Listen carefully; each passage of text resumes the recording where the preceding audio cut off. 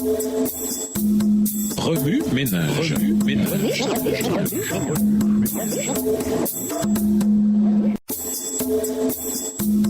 Remue ménage.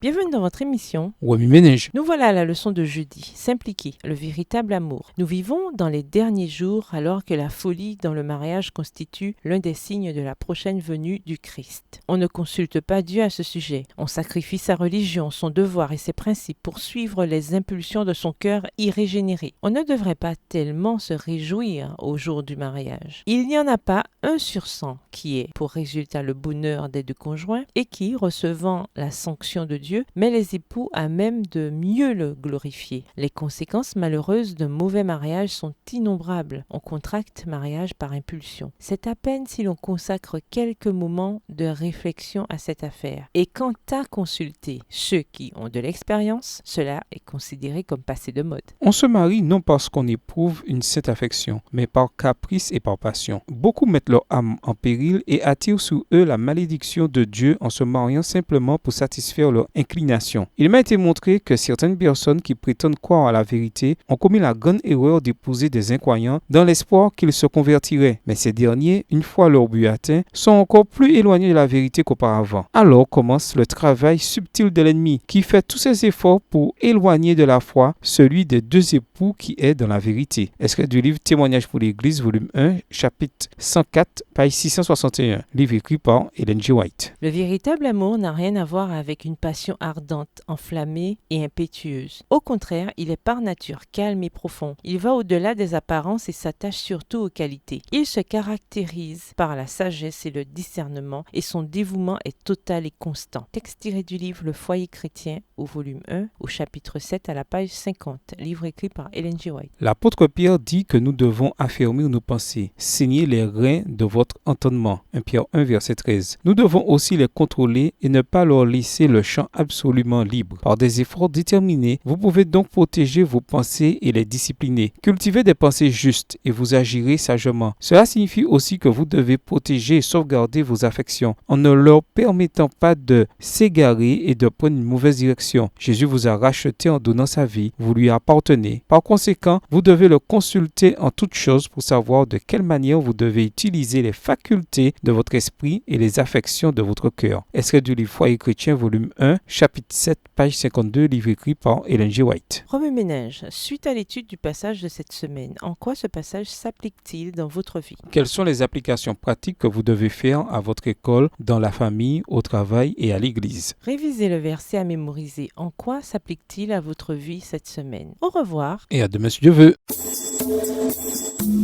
Remue ménage.